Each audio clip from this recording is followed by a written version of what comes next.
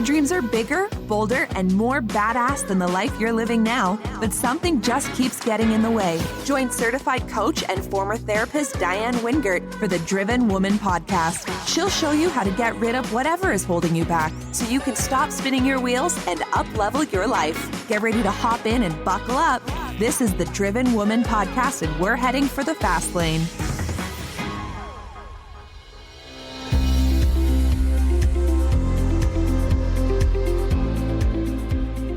For those of you who know me, even a little, you know that I tend to be pretty obsessively optimistic, even when things are challenging, like now. What I see as a silver lining during this global pandemic is the number of emerging entrepreneurs, many of them women, and many of them women with children, who, since they no longer have a job to go to, are figuring out that they have skills and abilities and gifts that will allow them to earn a living right from home on their laptop. I think this is a very promising trend. When I was raising my kids, we really didn't have any choice but to put them in daycare. And that creates a lot of role strain for women when they're going to work and their children are being cared for by someone else. So I am very enthusiastic about female entrepreneurship, especially when women can earn a good living for themselves and their family from home on their laptop. I love being a part of this trend, and I love helping women who want to do this for themselves. Today's episode is called Becoming an Entrepreneur, and it is dedicated to all of my listeners who are entrepreneurs, emerging entrepreneurs, or know that they are entrepreneurial and just haven't started on that path yet. Here's what one of my listeners has to say about the Driven Woman podcast. This one is from Beyond Common. She says, absolutely amazing. This podcast tells you what you need to hear about how our brains really work, how to get over it and live your best life. It is real, raw, and the truth we all need to hear, and I love it. Well, Beyond Common, thank you for this lovely feedback. And yeah, the brain is a very interesting thing, especially the female brain. So I love geeking out about it. I love sharing what I've learned, and I love that you love it too. Okay, here we go with episode 23, Becoming an Entrepreneur.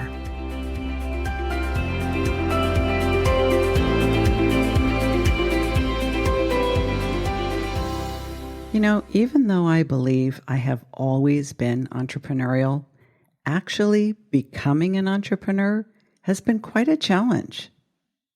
Because many of my clients are also entrepreneurs, and we often get into interesting conversations about how they came to be self-employed, one of my favorite questions is, did you decide to become an entrepreneur because you didn't want to have a boss, or because you wanted to be your own boss? While they may sound like they are one and the same, I can assure you they are most definitely not. And the distinction turns out to be kind of important. If you happen to be an entrepreneur, it would be worthwhile to ask yourself this question. Go ahead, I'll wait right here. I asked one of my clients this very question today, and she was genuinely stumped. In fact, I asked her twice in different ways, and she just couldn't come up with an answer. She did, however, start telling me about a certain boss that she used to have. It turned out to be the last time she worked for someone else, and how that relationship created a defining moment in her life and in her career, the moment that marked the end of her life as an employee. I guess the fact that she was telling me this story in reference to my question gave me my answer, even though she didn't think she knew. As for me, I had my share of bosses that were memorable for being overbearing, micromanaging, misogynistic, unethical, incompetent, and all 50 shades of all of the above. But I wouldn't say that it was a bad boss that was the last straw that drove me into entrepreneurship. For me, it really came down to knowing deep in my gut that A, I wasn't getting any younger, and by the way, none of us are, and I wasn't living up to my abilities, combined with a growing curiosity about what it would feel like to be the captain of the ship, my very own ship at that. You know, there seems to be so much romanticism around entrepreneurship these days, especially for women. Just take a look at how many blogs, vlogs, podcasts, and social media profiles are devoted to cultivating an audience of followers who want to ditch their day job and follow their bliss. It's really quite the in thing at the moment, largely because I think of the alluring prospect of online business, and because, at least for the millennial generation, working for someone else has become unrealistic, unsustainable, and something they are generally unenthusiastic about. There's a lot of talk about trading hours for dollars and exploitation and knowing your worth. And it's, to me, the modern day version of those ads I used to see at the back of throwaway newspapers and magazines touting, "Make money working from home," and targeting people who love the idea of easy money that accumulated in their bank account while they slept, once they sent away for the handy guide, at a reasonable price, of course. I suppose what got the party started was when we all started hearing stories about the dot-com boom and the 30 by 30. You know, those people making 30 million by age 30 and then retiring as soon as they'd sold that startup.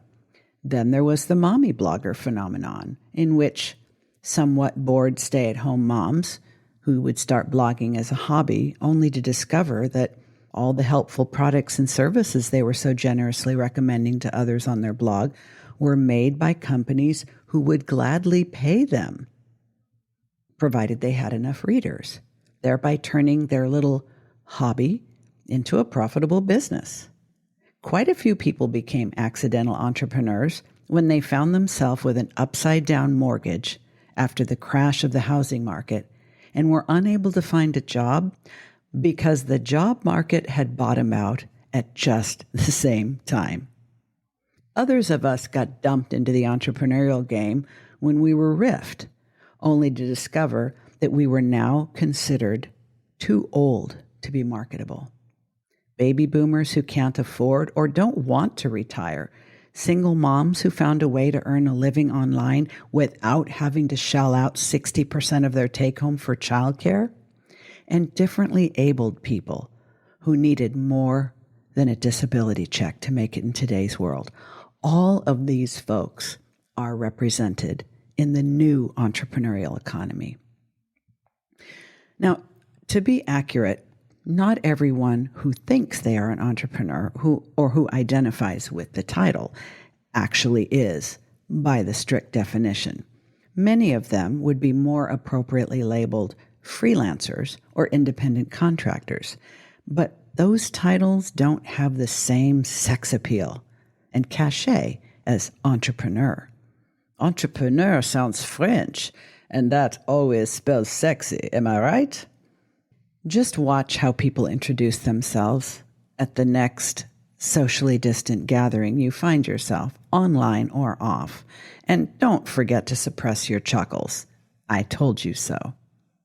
So whether we were running from something or running to something, once we're here in the land of no benefits, no paid time off, and always seeking customers, clients, or contracts, it really does help to wrap your mind around what it actually means to be here. After all, getting here is truly just the beginning. I've noticed that some entrepreneurs just seem to have what it takes right from the get-go. It's honestly hard to imagine them working for anyone else. But most seem to need to go through a process of transformation, where they shed their dependency on being told what to do by someone with more authority and learn to assume the position themselves. And then there are the folks that I honestly feel bad for. They're the ones who got pushed out of the workforce because they were considered no longer relevant. They never saw it coming and wasted far too much time, emotion, and energy feeling confused and sorry for themselves, seeking consolation from others in the same position. Some of them have turned to self-employment as a drowning person turns to a life preserver. And some do adapt. Others are unable to master the mindset changes that are required to be not only an entrepreneur, but fully responsible for your own business. Some of them do gladly turn out to be resilient and resourceful enough to make it. But the current trends to run fast and change direction without warning so that they need to stay alert to keep afloat might be too hard for some to keep up, but I really hope they do. I personally think we are all needed, the quick and the slow. And I think it would be a great loss to the younger generations if some of the older new entrepreneurs just felt they couldn't keep up and let go of the wheel. There's so much contribution to be made from the baby boom generation. And yes, contributions that even millennials can benefit from.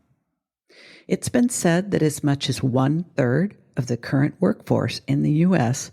is part of the so-called gig economy, and that number is growing rapidly. Unless I'm mistaken, that means if you're not an entrepreneur now, you may be one soon.